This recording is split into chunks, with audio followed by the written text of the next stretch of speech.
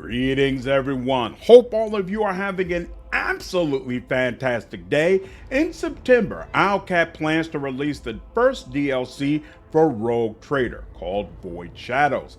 In that DLC, they're going to have a bunch of additional things for the game, and they decided to give a sneak peek at a little bit of it yesterday. It looks really cool, so I thought some of you would appreciate a small breakdown, specifically in the form of two new archetypes. Now, their names are Blade Dancer and Executioner. Blade Dancer is a first tier archetype, which means you can select it at character creation, while Executioner is a second tier archetype, which means you cannot select it until you reach around, I think, level 16?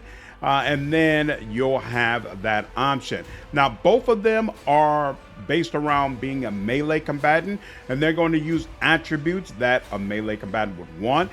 These are the archetypes for Cabela, which is your new companion you'll get with the Void Shadows DLC, and she is a death cult assassin. So she's all about wielding two different weapons, jumping into areas, and absolutely slicing enemies up. Now, unfortunately, I can't give you a full breakdown of all the abilities and talents that these classes contain, but Owlcat does provide a high-level overview, and so we can briefly go over that. Obviously, being a melee character, you're going to want to focus on strength, toughness, and agility, and your damage will scale off of weapon skill and strength.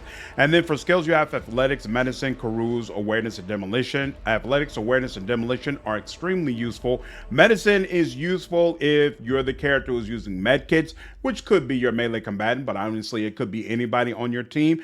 Carouse, honestly, I never found a use for. I don't even understand why Owlcat added it in. I can count on one hand the number of skill checks that I found that actually use it, and none of them were particularly all that important. But maybe with some of the patches that they're going to do for Void Shadows, it'll have more use, or maybe there's just something I'm missing. If I am, by all means, let me know down in the comments. Now, there's some really interesting abilities you can get access to by playing as a Blade Dancer. First and foremost, with every kill, you're going to gain charges of death from above, which is an ability that allows you to do a short jump, and then you're going to deal damage to all of the nearby enemies. And you just saw it showcased there. Looks like it'll be a ton of fun. That ability is far more interesting than anything the warrior is able to do. So I think it'll be really, really interesting to be able to play around with it. Now, you also get the Heroic Act Death Waltz, which basically takes death from above and puts it on steroids, allowing you to repeat the action multiple times. And the more agility you have, the longer you can continue that dance of death. Very, very interesting, especially considering that a lot of what Assassin has scales off of agility. So it seems like Blade Dancer and Assassin pair together very well, which obviously is something you would expect.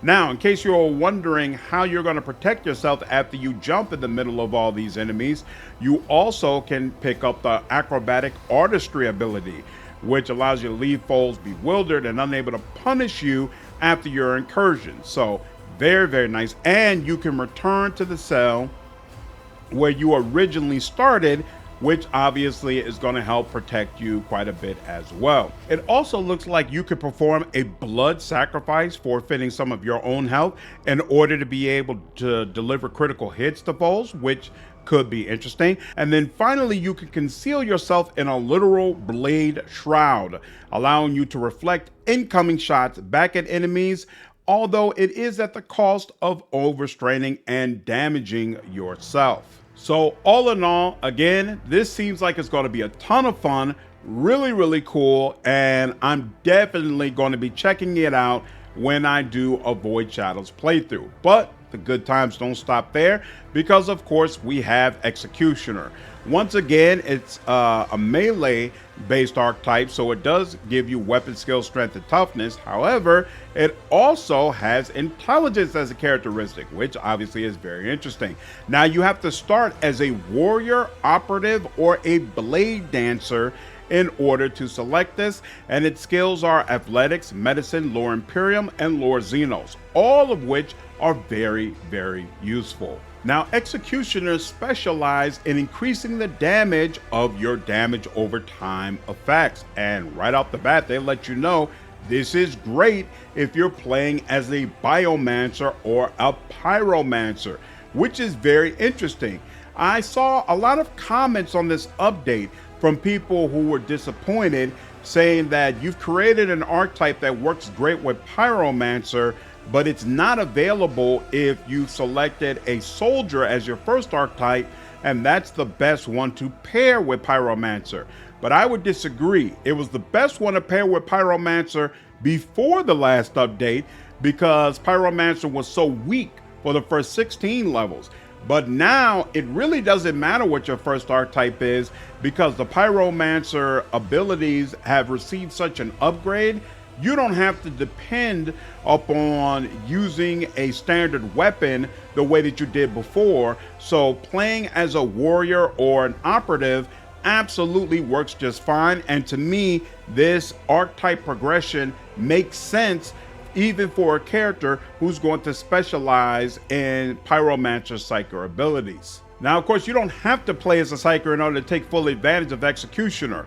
Characters who use incendiary bombs, toxic grenades, flamethrowers, which are awesome, needle weaponry, and other exotic instruments of pain will find this archetype very useful. And they are going to add some new weapons with the DLC. I don't know what the full list of those are, but I assume some of them are going to help you in this area. As far as the abilities they give an overview of, you have Reckless Abandon, which allows you to sacrifice some of your own health in exchange for enhancing the damage over time effects you have on enemies, which obviously can be very, very useful, especially if you have multiple enemies impacted by those effects.